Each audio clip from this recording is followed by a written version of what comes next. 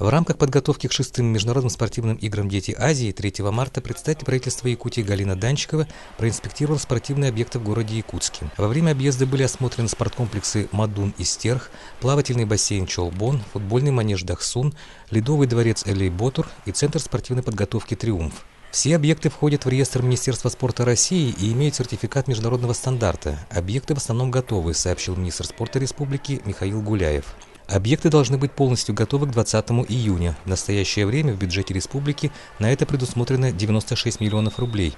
Но по итогам конкурса на выполнение работ сумма может быть уменьшена, не исключил глава Минспорта. По его словам, Центр спортивной подготовки «Триумф» будет отвечать требованиям международного стандарта уже к началу чемпионата России по вольной борьбе, который пройдет в Якутске в конце мая.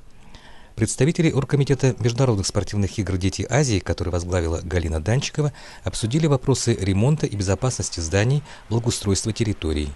Аркадий Васильев, Иван Тайтонов, ЕСЯ.